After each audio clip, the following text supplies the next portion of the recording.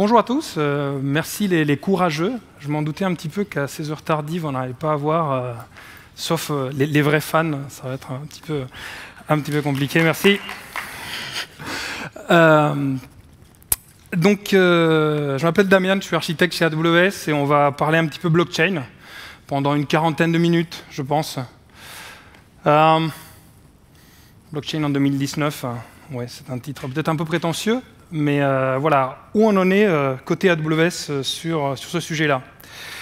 Alors, je vous vois quand même un petit peu, malgré les lumières, donc j'aimerais bien poser la même question que j'ai posée dans une autre salle à côté, mais ce n'était pas sur la blockchain, c'était qui a déjà ici un workload en production sur AWS ou ailleurs, mais qui utilise la blockchain et qui produit de la valeur pour son business? C'est bien. Deux personnes, deux courageux. Donc on constate qu'on en est beaucoup dans la phase d'expérimentation. Et donc on y vient. Alors, comment nous pensons la blockchain chez AWS? Alors on avait pas mal de questions, en particulier pendant l'année et demie qui vient de s'écouler. Alors Amazon, vous êtes plus innovateur, il est où le service blockchain? Qu'est-ce que vous faites? Pourquoi vous n'attaquez pas ce domaine-là? Qu'est-ce qui se passe? Donc, en fait, ce qui se passe, c'est très simple. C'est que, comme d'habitude, et vous le savez maintenant, on s'adresse à nos clients pour essayer de comprendre quel est le vrai besoin, au-delà de ce que les gens disent ou ce qu'on trouve ici ou là, dans les différents médias. Et la question que revenait souvent, c'est pourquoi on ne peut pas le faire avec une base de données, ça? On a plein des bases de données différentes, des bases SQL, NoSQL, Graph, autres, Data Warehouse. Pourquoi il faut quelque chose d'autre? Et pendant un moment, ce n'était pas du tout évident. C'est d'ailleurs pourquoi cette session elle est marquée date, donc data, c'est vraiment dans le côté base de données. Avec le temps et en poursuivant ces échanges avec nos clients, on a commencé à effectivement identifier différents cas d'usage et ça nous a fait réfléchir et on a commencé à les grouper et se dire bon, quel est le vrai besoin qui se cache derrière ça. Donc, en fait, on a vu qu'il y avait au moins deux typologies de besoins. Donc tout d'abord, un besoin d'avoir un registre de confiance, mais centralisé. Pas vraiment d'intérêt à distribuer, à décentraliser, juste par pur plaisir. Type de cas d'usage, ça va être par exemple un système d'immatriculation de véhicules, où on a vraiment intérêt à avoir un registre qui est transparent, immutable, vérifiable, depuis la mise en circulation du véhicule jusqu'à sa destruction totale, quand il n'est plus en circulation. Tous les propriétaires, les dates exactes, et puis ça peut être amené à être exposé et vérifié dans le cadre d'un procès en cas d'accident ou autre. Donc on a vraiment envie d'avoir ce type d'enregistrement centralisé. Par exemple, en termes de ressources humaines, voilà, quand est-ce qu'on a effectué, on a payé quelqu'un, comment ça se situe par rapport à un processus de promotion, pouvoir prouver tout cela, il y a de l'argent en jeu, il suffit d'avoir un registre centralisé qui est vérifiable. Il y en a d'autres, des cas d'usage dans l'industrie. Je vais passer pour l'instant sur la deuxième typologie de cas d'usage, peut-être vous attendez surtout ces cas d'usage-là. Et donc, c'est ce besoin de faire des transactions avec une confiance qui va être décentralisée au sein d'un réseau. Donc oui, il y a des cas où, finalement, la base de données centralisée, le registre centralisé, ça ne suffit pas, parce que c'est inhérent à l'activité qu'on veut supporter par cette technologie, qu'il faut la distribuer. Il n'y a pas de possibilité d'avoir une confiance centralisée. Un des exemples, ça va être des paiements peer-to-peer. Ça peut être aussi un organisme prêteur, mais qui va faire de la syndication de crédit. Donc, il va s'adresser à plusieurs organismes prêteurs pour arriver à composer tout ça dans un gros prêt, un gros emprunt. Et donc là, chacun veut avoir envie de pouvoir avoir la totalité de ce registre et de le vérifier de manière indépendante. Donc, ça peut être un autre cas d'usage. Et puis encore un dernier peut-être, les programmes qui sont maintenant partout d'avantages clients, avec des points qu'on gagne, qu'on dépense, etc. Il y a par essence des intervenants multiples et on peut le faire de manière centralisée. Aujourd'hui, ça introduit beaucoup de friction ça bloque l'automatisation, et c'est quelque chose qui est inhérent justement distribué. Il y a plusieurs parties qui ont envie de collaborer sur une seule vérité, qui est combien de points on a, comment on les dépense, où on les dépense. Donc voilà les deux typologies de cas d'usage qu'on a pu détecter. Comme d'habitude, chez AWS, on va proposer des solutions qui sont adaptées. Donc, deux typologies de cas d'usage, deux solutions. Une première, Amazon QLDB, et une deuxième, Amazon Managed Blockchain ou AMB. Donc, QLDB ou Quantum Ledger Database, peut-être un petit aparté, j'en discutais avec certains avant le début, Quantum ne fait pas du tout référence à la physique quantique, hein, on est clair. En fait, c'est un nom qui est hérité, c'est un nom interne, un projet qui existait déjà depuis quelques temps, parce que c'est un besoin finalement, celui-là, tellement classique, qu'il était déjà très visible et résolu en partie au sein d'Amazon. Donc voilà le nom. Si vous voulez trouver une autre image, une autre association, ça va être un quantum comme l'unité minimale, finalement, qui va être une transaction. En fait, c'est ces quantums-là qui vont se chaîner dans un journal de transactions qui va constituer le registre. Donc les quantums, ils sont là. Il ne s'agit pas du tout de physique quantique. Donc pourquoi est-ce que c'est important d'avoir de l'immutabilité et de la vérifiabilité? Bien rapidement, pour réduire le risque, si on n'est pas capable d'avoir ces informations-là et on a quelque chose à prouver éventuellement devant une autorité tierce, ça peut coûter très très cher. On n'a pas été capable de maintenir cette information-là de manière fiable. Ça améliore la traçabilité. On va remonter ce qu'on appelle en anglais le lineage des données. C'est-à-dire, c'est très bien, on en est à une valeur aujourd'hui X de ce compteur-là, ou à un produit qu'on a en main, qui est ce produit-là, mais comment a-t-il été construit? Comment on peut remonter tout ce qui a été à l'origine et avoir tout l'historique de manière fiable? Eh bien, c'est cette traçabilité qu'on va pouvoir gérer avec une confiance centralisée. D'ailleurs, le fait que la confiance centralisée n'entache en rien que ça peut être utilisé par différents partenaires. Mais on a vraiment cette notion centralisée. L'auditabilité, c'est-à-dire qu'il faut que ce soit simple d'arriver à vérifier que rien n'a été modifié et de manière vraiment automatisée et vérifiable. Et on va rentrer pas mal en détail sur la vérifiabilité dans QLDB. Et puis, comme d'habitude, ça vous connaissez, hein, chez AWS, réduire la difficulté de la mise en œuvre. Parce que ce ne sont pas forcément des choses qui sont simples. Alors aujourd'hui, quand on a besoin de ce type de choses, qu'est-ce qu'on a comme approche possible? En informatique, on peut tout faire à peu près avec n'importe quoi. Donc voilà, on prend une base de données relationnelle et dessus, on fait du non relationnel. Ou on fait par exemple une base de registre, donc un ledger, pourquoi pas. C'est une approche. Alors ça va être assez consommateur en ressources. On va se retrouver très concrètement avec souvent des tables assez énormes. Ça peut toucher aux limites de ce qu'on va gérer en relationnel.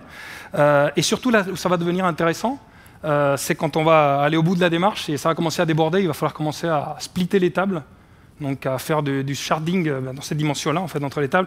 Et là, ça devient vraiment difficile à gérer, et surtout à gérer de manière fiable. Vous imaginez que derrière, il va falloir rajouter des procédures stockées et des triggers pour arriver à entretenir en fait, la cohérence et les différentes contraintes. Il faut les écrire, il faut les tester.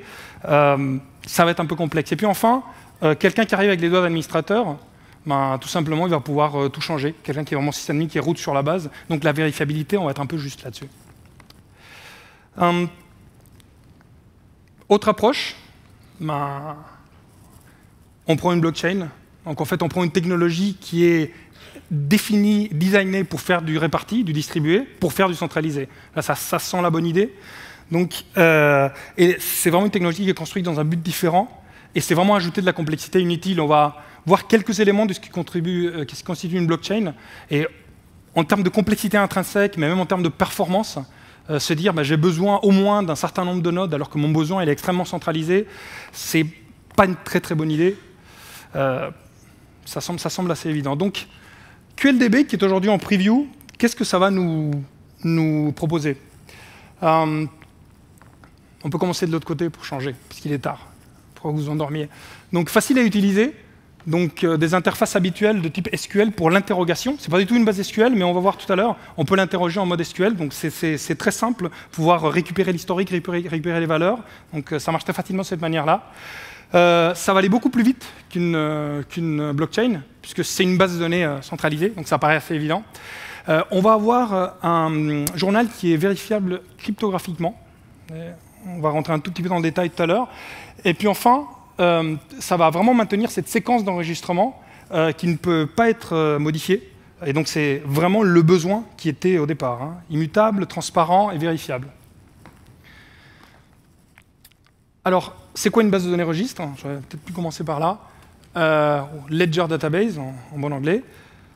C'est surtout un journal de transactions donc, dans lequel on va rajouter, et on n'a que cette opération-là dans les interfaces qu'on va fournir, justement. Il n'y a pas d'effacement, on ne peut que rajouter des opérations.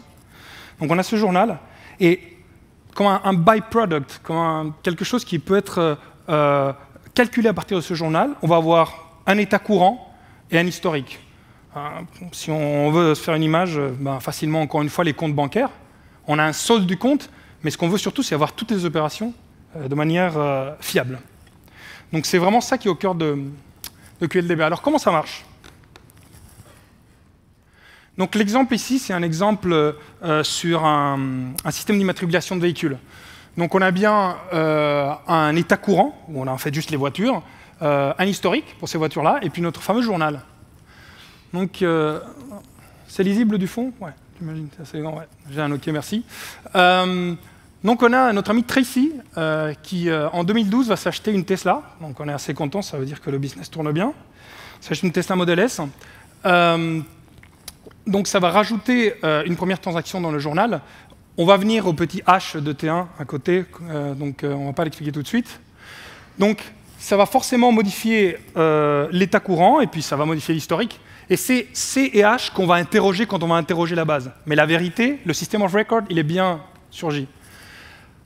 Ensuite, imaginons qu'elle n'ait pas été très convaincue, elle va la vendre à Ronnie, sa voiture, elle ne va pas la garder longtemps. Donc encore une fois, deuxième enregistrement dans le journal.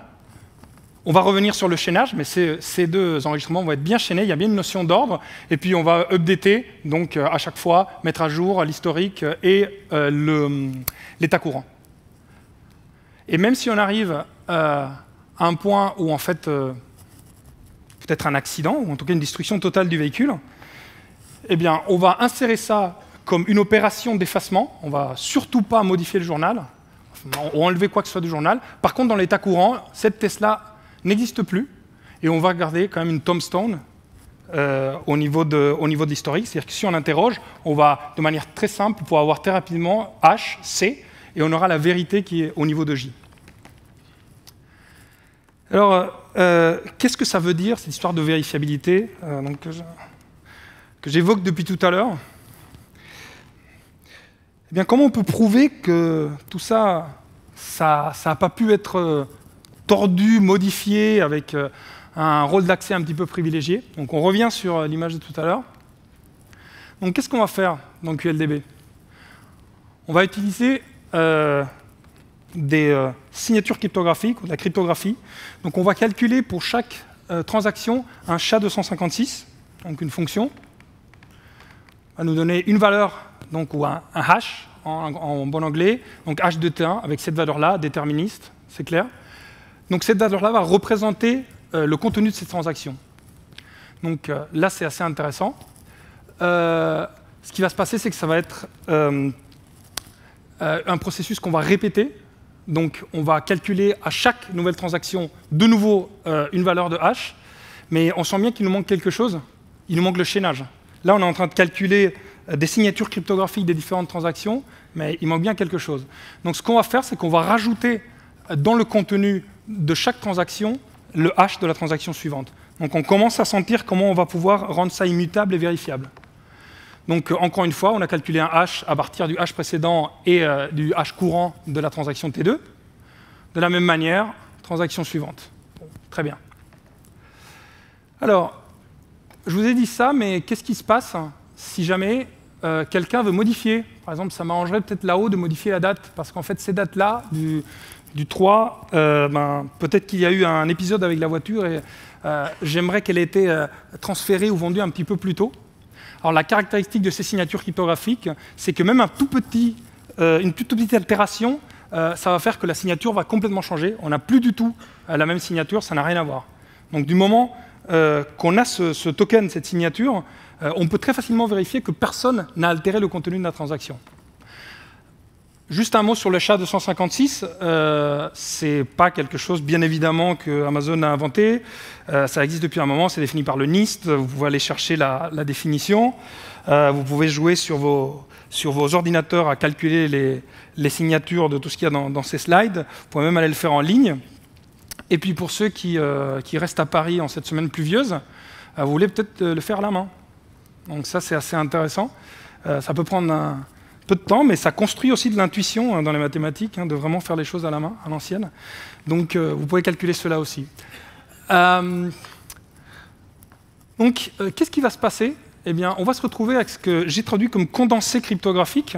Et en anglais, ça ferait Cryptographic Digest. Donc peut-être ça, vous connaissez ça mieux sous cette forme. Et donc, toute modification va faire que toute la chaîne est altérée. Même si je modifie juste le propriétaire, ce n'est plus Tracy, je modifie juste l'orthographe de Tracy, pardon. Là-haut, j'ai changé, vous avez vu, de I à Y, ça va avoir un impact sur tout le calcul de toute la chaîne.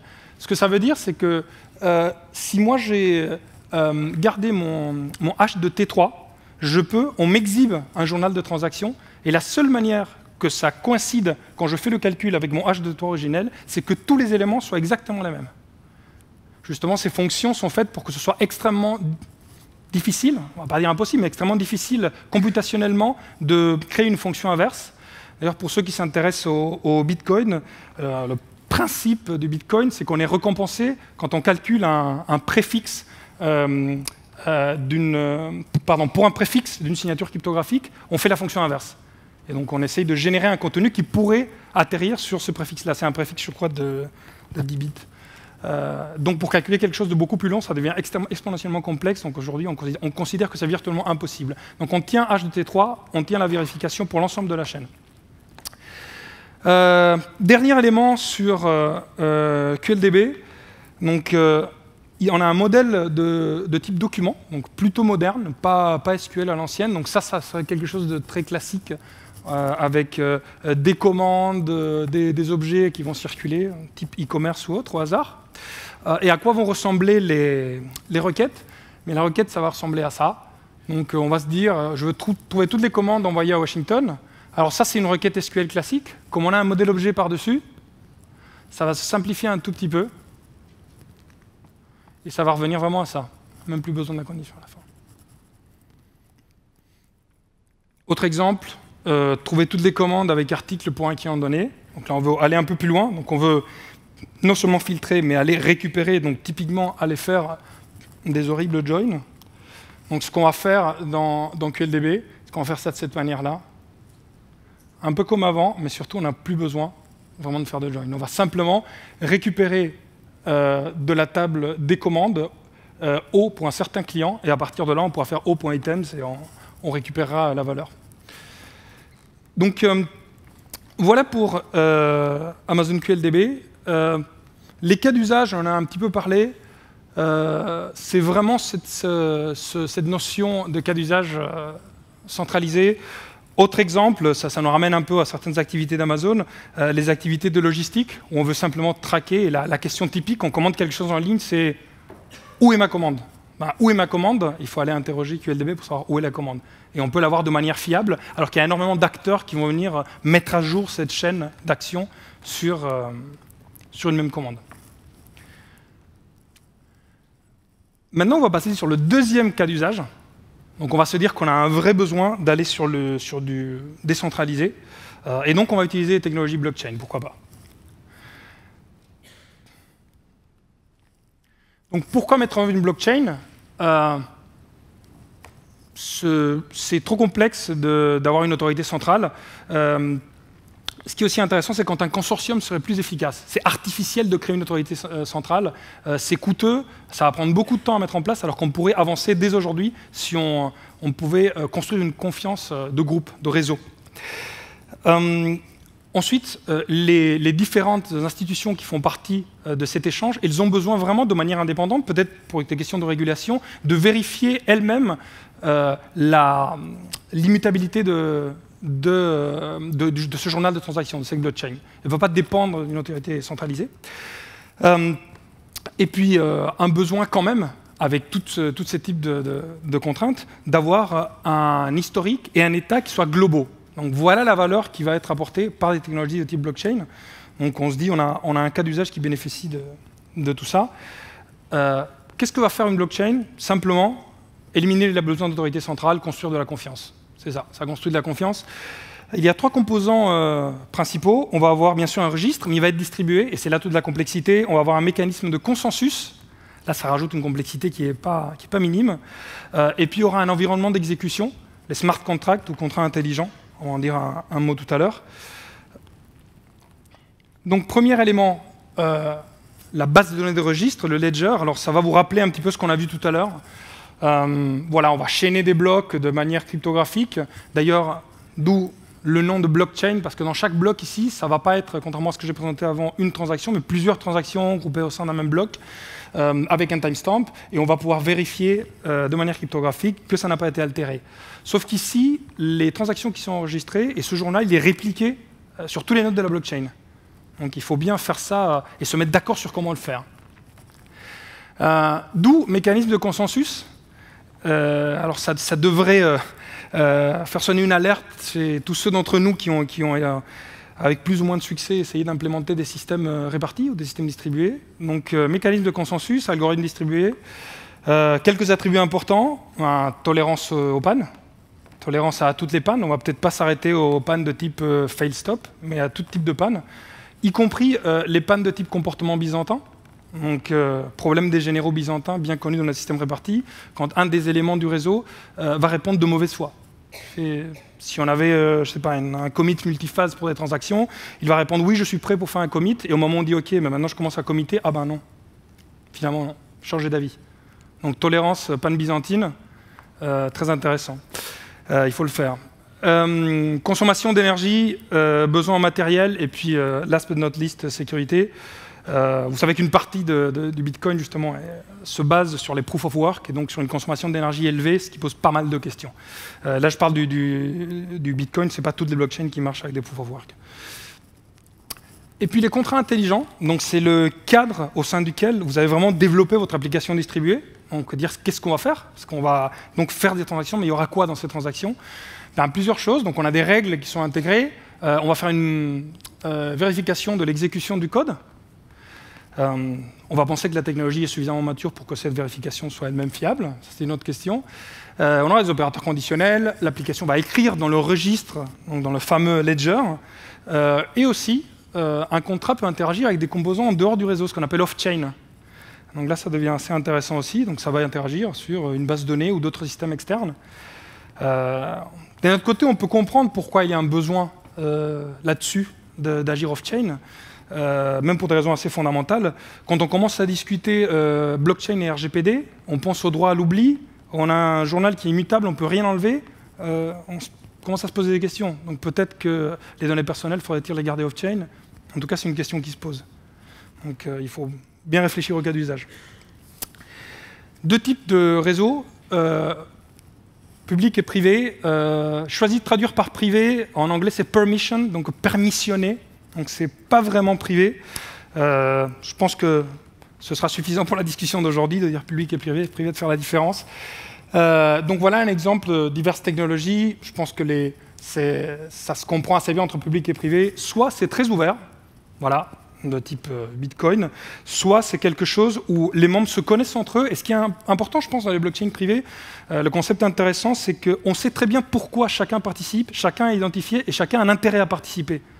Donc il y a moins ou pas cette notion de se dire il me faut une crypto-monnaie pour récompenser les gens qui dépensent les ressources de calcul pour entretenir ma blockchain, parce qu'il y a vraiment un vrai intérêt, un intérêt business, j'ai envie de dire, pour chacun des participants à faire tourner cette blockchain privée. Alors on a des clients qui expérimentent dans plein de sujets, le mot-clé étant expérimente. Donc, je serais très intéressé justement de discuter avec les quelques personnes qui ont des workloads en production aujourd'hui et qui leur apportent une vraie valeur. On est toujours preneur. Personnellement, j'ai peu de discussions sur ce sujet-là aujourd'hui avec les clients avec qui je travaille. Un exemple dans la chaîne logistique, pour clarifier un peu pourquoi ça peut être utile. Donc, un ensemble d'organisations, donc des centres de distribution, du manufacturing, des fournisseurs. Voilà, on peut construire ce qu'on veut. Ensuite, on arrive à des retailers ou pas, ça dépend du cas d'usage, ça dépend si voilà, on va construire des radios ou des avions. Donc ça ne va pas être exactement le même type d'acteur, mais quand même, on retrouve ce genre de choses. Chaque organisation aura envie d'avoir une copie de la chaîne logistique. On va pouvoir même automatiser des paiements et faire tout ça sur la chaîne. Et puis suivre l'identité et la localisation des composants.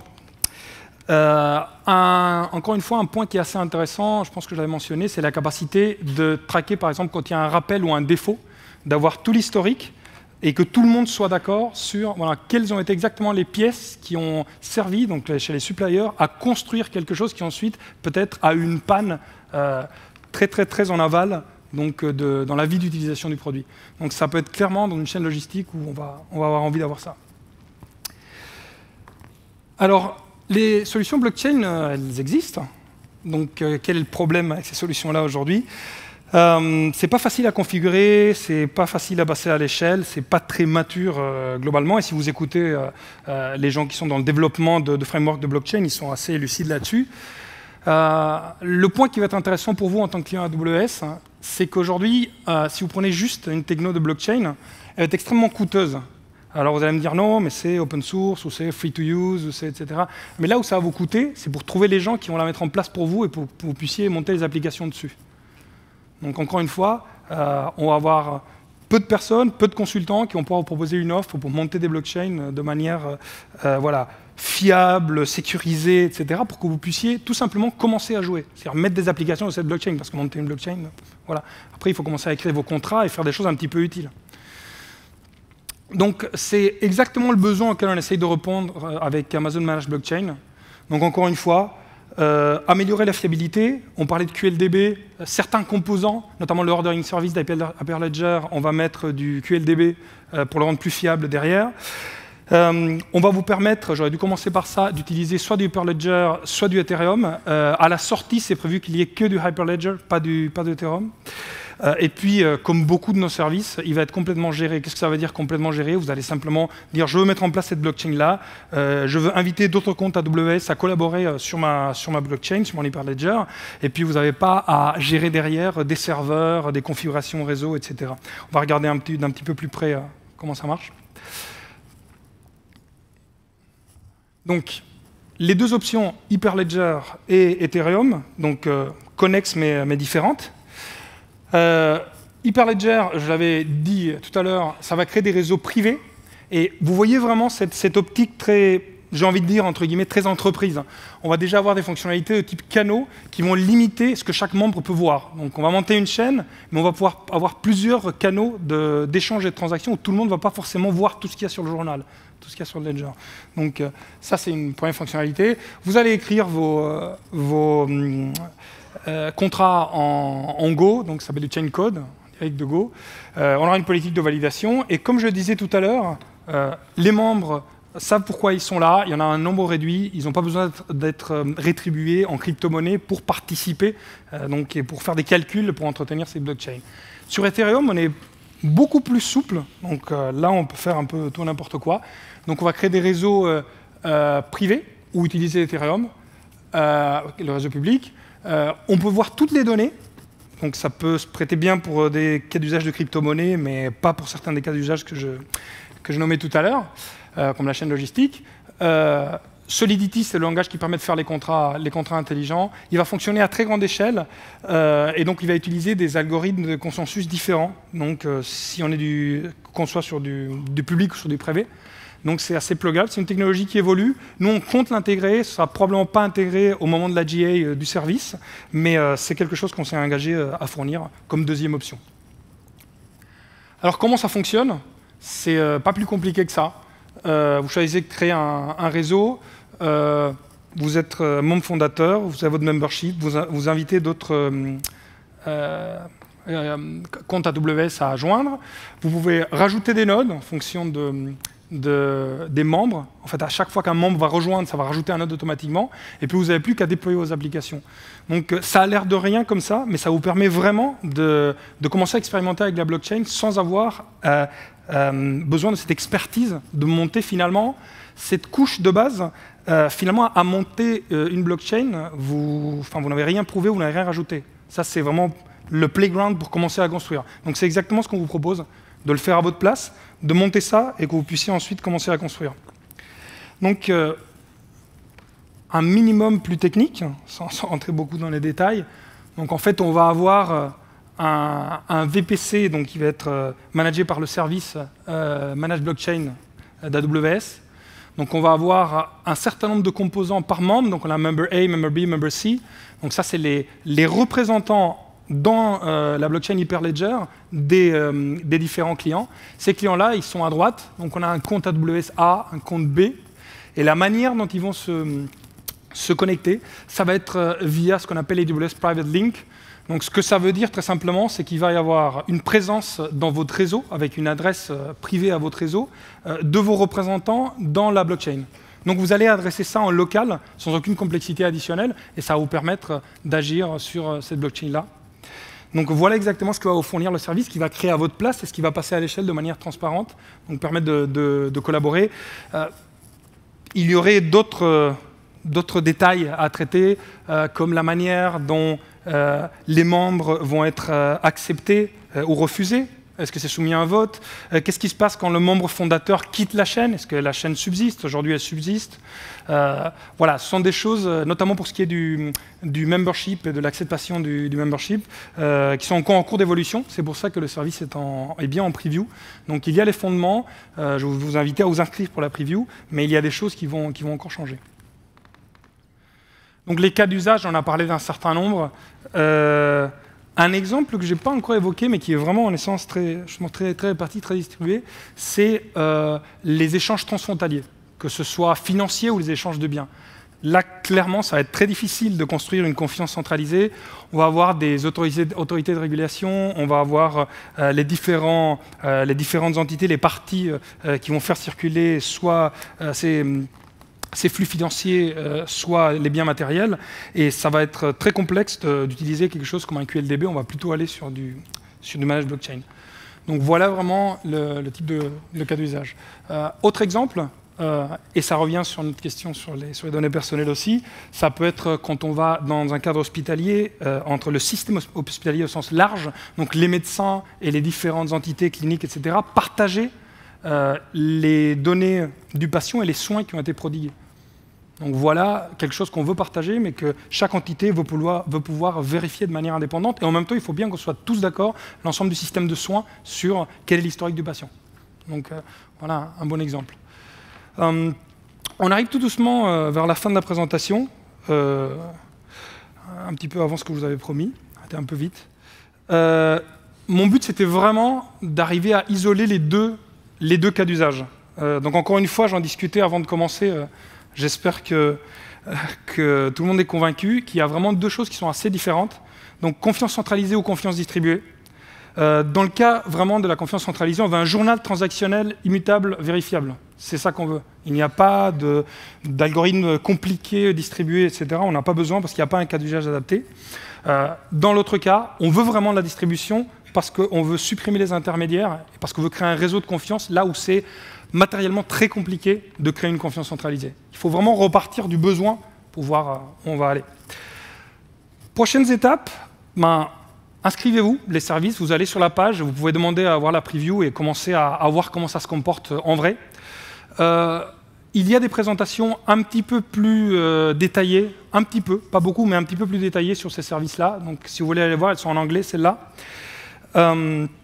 C'est vraiment les deux éléments, mais je pense qu'il vaut mieux aller vraiment s'inscrire sur la preview et voir comment ça se comporte véritablement. Voilà. Remplissez le questionnaire de satisfaction. Je vous rends, comme on dit d'habitude, 10 minutes de votre vie. Donc c'est pas mal. Merci et probablement à l'année prochaine.